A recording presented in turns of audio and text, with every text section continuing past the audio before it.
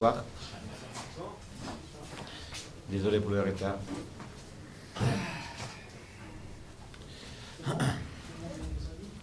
Bon, Marco, je suppose que tu dois être satisfait de A à Z. Non, D'accord. pas d'A à Z parce que ça m'embête que voilà, on a un certain moment sur le 3-0, on a légèrement lâché au niveau concentration, attitude, et donc on a concédé 10 minutes où on voyait qu'on était plus vraiment à 100% dans toutes les choses et on a pris un but que voilà, j'aurais préféré pas prendre. Maintenant, bien sûr, je suis satisfait d'A à Z, mais c'est la chose que j'ai dit à les garçons, voilà, il faut pas faire. Il faut pas faire parce que quand on arrive comment dire, à mettre sur le terrain une supériorité dans tous les domaines, du début à la fin, c'est bien, voilà, c'est bien de faire résultat plein sans prendre de but. Et surtout sans concéder des situations comme ça, parce que c'est pas toujours dans tous les matchs on puisse, comme on dit, dominer et arriver à faire des buts, 3 buts comme ça. Voilà. Mais c'est très bien. Ouais. Et c'est dans la droite ligne de ce que l'équipe a montré contre Lorient, Metz et Lyon. Oui, c'est dans la continuité d'une progression que vous, comme nous, on connaît bien parce que ça fait depuis le début de la saison qu'on travaille avec une certaine manière. Et c'est vrai que là, en championnat, je crois que ça commence à être le quatrième résultat à la file consécutive sans défaite. Ça devient le quatrième match avec une qualité et un contenu dans les matchs importants parce que à niveau tactique, on n'a rien concédé sauf ces 5-10 minutes. Et donc oui, on est dans la continuité et on veut continuer sur cette allure sans décélérer, donc avec l'accélérateur bien appuyé et sous contrôle bien sûr, parce que ça nous convient, voilà, à un certain moment, continuer dans cette façon d'interpréter les matchs. Mais c'est seulement le fils d'un travail que l'équipe il a réalisé depuis le début de la saison. Aujourd'hui, j'avais dit il y a quelques jours en conférence de presse, voilà, on a des certitudes. Forcément et sûrement, il y aura des moments qu'on va rater on pourra encore rater des matchs, mais je crois que l'équipe il a pris conscience du travail qu'il a pu faire dans les premiers 5 mois. Et cette fin d'année 2015, avec la possibilité de pouvoir se confronter avec des équipes plus importantes que nous, voire Lyon, Lorient et Metz, il a donné encore plus de certitudes à une équipe qui, voilà, il avait besoin quand même de se confronter avec une réalité différente. Et ça, c'est assez curieux, c'est que tu n'as pas fait rentrer de remplaçant. Non, parce que l'équipe, il était en train de bien travailler.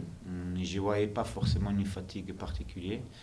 Et donc, je ne voulais pas, même si ce n'était pas vraiment comment on dit, la chose principale, je ne voulais pas donner des 30 secondes supplémentaires dans les jeux. Mais voilà, la base est parce que l'équipe, je n'ai pas vu des joueurs fatigués, j'ai vu que l'équipe a travaillé bien avec l'intensité depuis le début du match. J'ai pas, même à niveau tactique, j'ai pas vu des situations qui nous mettaient en danger. Donc, je voulais pas changer qu'est-ce que je voyais sur le terrain. Voilà. Sur la composition de ton équipe, tu as préféré mettre Grady en centrale. Oui, c'est un choix parce que je veux dire, John, depuis le début de la saison, il est dedans dans tout, à l'entraînement. Il a eu des moments que voilà, je lui ai demandé de changer de position, notamment il a déjà joué à gauche. Il y a eu des moments qu'il n'a pas joué parce que justement il y a un autre joueur comme Dressa Diakité qui est en train aussi de s'imposer. Et donc par rapport à la choix de ne vouloir pas modifier mon milieu, que pour le moment il donne beaucoup qualité, quantité avec Louvion, Aguazé, Belkebla. Voilà, l'option de descendre Louvion, ça ne m'intéresse pas et je me suis dit, voilà, John Grady, on l'a essayé dans la semaine il a bien répondu, présent, et ce soir, il a fait un très beau match. On avait l'impression qu'il avait joué tout le temps dans l'axe central. Sa formation, c'est défenseur central. Ah, ça, je ne savais pas. C'est Lazare. Ok, c'est bon pour moi. Merci à vous, bonne soirée. Je porte parce que j'ai eu froid.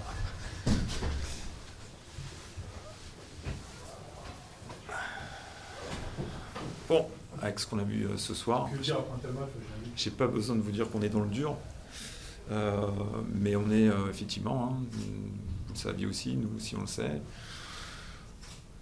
D'abord, féliciter cette équipe de Tours qui est quand même une belle petite équipe. On avait pu voir ce qu'elle avait pu produire dans ses dernières prestations, surtout en coupe, à Lyon et à Lorient. Et je pense qu'elle est un peu sous-cotée, tout du moins sur le moment. Et on s'en méfiait effectivement terriblement. Et puis on a vu une équipe qui est venue ici avec beaucoup de confiance et une autre, la nôtre, qui était complètement défiante, avec la peur au ventre, étonnamment. Je ne sais pas, parce que les joueurs se sont mis beaucoup de pression, je ne sais pas. Mais on a fait un non-match. Déjà, on n'est pas trop verni, puisqu'on a eu encore un joueur qui est sorti sur blessure. Et puis là, un contact, problème peut-être de mâchoire, fracture de la mâchoire. Et non, et aussi un problème de qualité, puisque ce soir, on a vraiment été, on avait montré beaucoup de déchets. C'est un retour à l'heure, parce que c'est vrai qu'à Valenciennes, on a eu du mieux. Avec la Tati, avec Stade, on était parti avec la tête sur l'état d'esprit, et finalement, là.